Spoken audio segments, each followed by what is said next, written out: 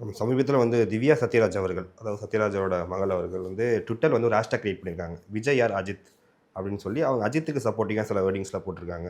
பெண்ணியம் பேசுறதுலயும் சரி, சமூக வலைதளங்கள்ல கண்ணியமா நடக்கிறதுலயும் சரி, தன்னோட மனைவிய அதிகம் நேசிக்கிறதுலயும் சரி, ஒரு ட்ரூ லீடர் அஜித் தான் அப்படிங்கிற மாரி சொல்றாங்க. இது திமுக இணைஞ்சதுக்கு அப்புறம் விஜய விமர்சிக்க அஜித்துங்கிற ஒரு ஆயுதத்த எடுக்குறாங்களா?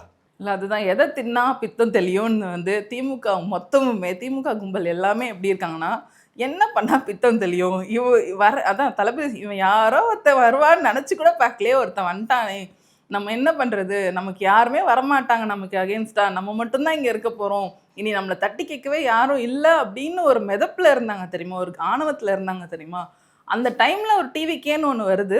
தளபதி வராரு களத்துக்கு. அதுவும் மக்கள்கிட்ட இவ்ளோ செல்வாக்குள்ள ஒருத்தர் வரும்போது, இவங்களால அதெல்லாம் டைஜஸ்ட் பண்ணிக்க முடியாம, இப்ப எத தின்னா பித்தம் தெளியும்னு திரிஞ்சுட்டு இருக்காங்க. அதோட ஒரு பிரதிபலிப்பு தான் நான் இத பார்க்குறேன். அதுவும் திவ்யா சத்யராஜ் இவங்க ஒரு டிஎம்கேவோட ஐடி விங்ல ஒரு பொறுப்புல இருக்காங்க. மாநில அளவுல ஒரு பொறுப்புல இருக்காங்க. ஸோ டிஎம்கே ஐடி விங்கில் வந்து பெண்களை என்னமா நடத்துகிறாங்கன்றது வந்து அப்பட்டமா எல்லாருக்குமே தெரியும். ஆன்லைனில் வந்து டிஎம்கே ஐடி விங் வந்து எல்லாரும் சொல்கிறதே வந்து ஆபாச விங்குன்னு தான் சொல்கிறாங்க. ஐடி விங்குன்னு கூட சொல்கிறது கிடையாது திமுகவை. திமுக ஆபாச விங்கு தான் ஆன்லைனில் பேர்.